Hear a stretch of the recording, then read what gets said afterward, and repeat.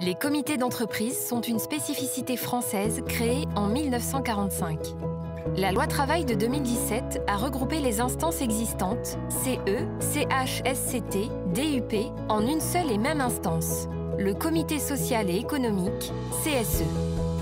Le CSE est donc devenu l'unique instance représentative du personnel pour toutes les entreprises de plus de 11 salariés. Les élections des élus de CSE se font tous les 4 ans.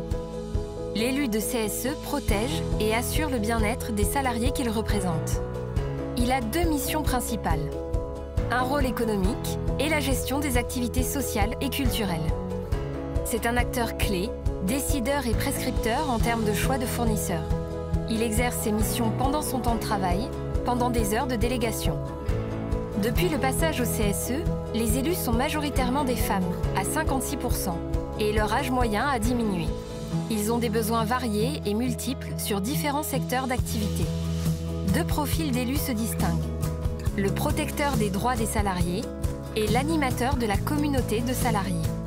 Le marché national des CSE représente dans les entreprises de plus de 50 salariés plus de 30 000 entités, permettant ainsi de toucher 12,8 millions de salariés, soit un actif sur 2. Les ressources des CSE proviennent de budgets, le budget de fonctionnement et le budget ASC.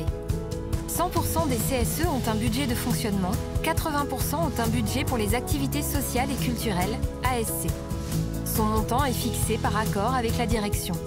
La recherche de fournisseurs passe essentiellement par la visite d'un salon professionnel, pendant lequel les élus cherchent de la nouveauté et des échanges. Les salons CSE sont donc les rendez-vous des élus de CSE, des représentants du personnel et de leurs fournisseurs. Plus de 50 salons sont organisés par an dans 40 villes en France, rassemblant 1800 exposants et plus de 60 000 visiteurs. Découvrez les salons CSE, événement incontournable pour partir à la conquête de nouveaux clients sur le marché des CSE. Contactez-nous pour obtenir plus d'informations.